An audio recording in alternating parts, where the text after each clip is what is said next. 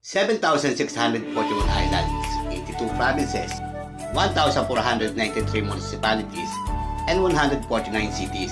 Yan meron ang Pilipinas.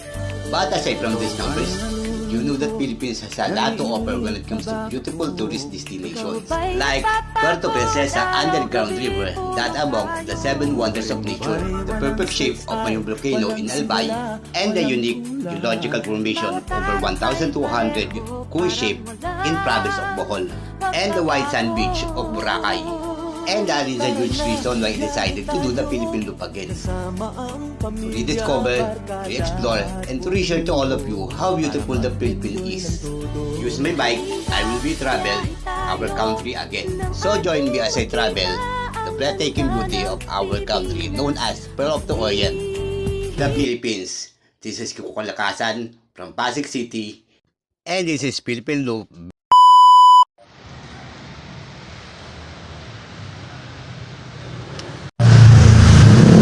Good morning guys, nandito ako ngayon sa may Immaculate Conception Parish dito sa amin sa Karangalan. At dito ko umpisahan ang aking continuation ng Philippine Loop, Visayas and Mindanao. Kaya tara, padyak. Pasado lang alas 8 ng umaga nung subulan ko ang aking toy jack. Simula Karangalan hanggang sa marating ko ang junction.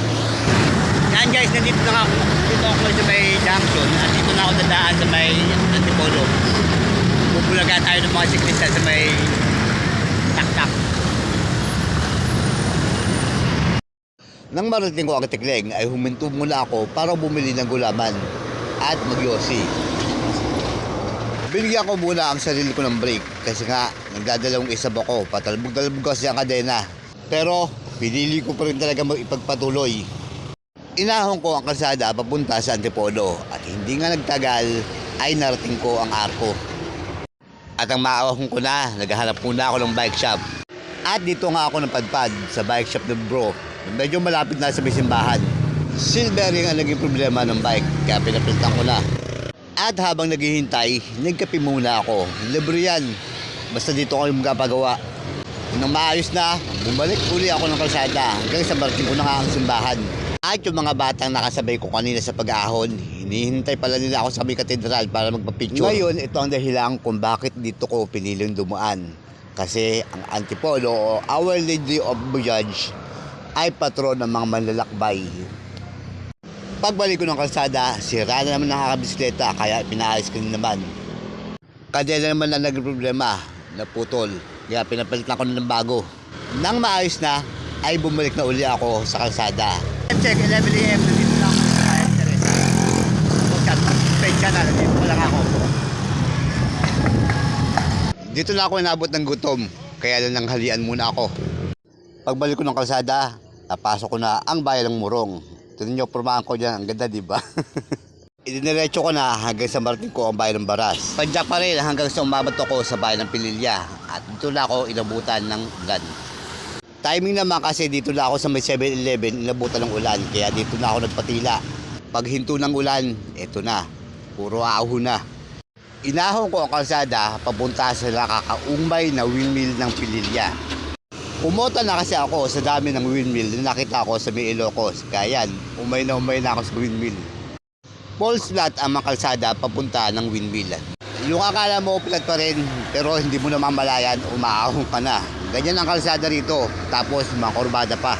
Sa kalagitnaan ay huminto muna ako para pasadahan ng kamera ang malawak na Laguna de Bay. Tapos nagulat ako sa dami ng mga bata sa may kalsada. Yung pala, mga namamasko. Hindi pala uso dito ang pang-Caroline. Naghihintay lang sila ng mga sakyan para hagisan sila ng mga barya. Malayong-malayo sa kabataan ko kasi pag sinabing Caroline, talaga Caroline, literal nakakanta ka. Lalo ako, maganda boses ko, alto ako eh. Probinsya ng Rizal, papasok naman tayo ngayon sa probinsya ng Laguna, ito mga mabitak. Hirap.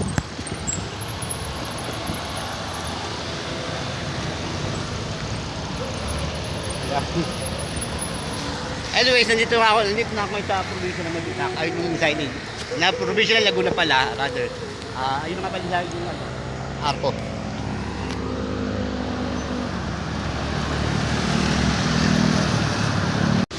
Tangina, grabe, napakadulas ng kalsada rito nung palusong na ako. Napakadulas na kasi ng kalsada dahil nga umulan. Tapos, yung brake pad ko, halos mapudpud na. Buti nakababa ako ng matiwasay with flying colors. O, diba? Sa kabila ng napakadulas sa kalsada, naitawid ko talaga siya. Raban kung raban.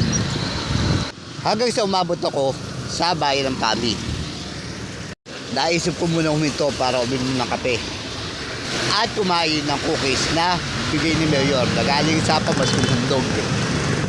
Pagbalik ko ng kalsada ay nabutan na ako ng dilim sa bayan ng Sinuloocan. Pero umaga pa dyan, mga ano pa lang yan, mga nasa pa lang. Madilim lang talaga sa kanila. Nang makalampas na ako ng bayan ng Sinuloocan, ay bayan naman ng Pakil ang tinira ko. Yeah, good evening guys, lalo na sa mga taga DPWH at mga kontraktor. Basta nyo yung ginawa nyo. Baha. Walang bagyo pero baha.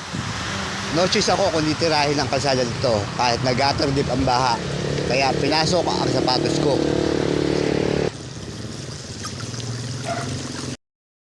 At sa pagpapatuloy ng aking pagpapadyak ay umabot ako sa bayan ng Lumban. Hanggang sa marating ko na nga ang bayan ng Pagsanahan at dito ko na pili ng magpahinga. At yan ang kwento sa likod ng pagpapatuloy ng aking pagpapadyak. Maraming salamat sa panonood and God bless.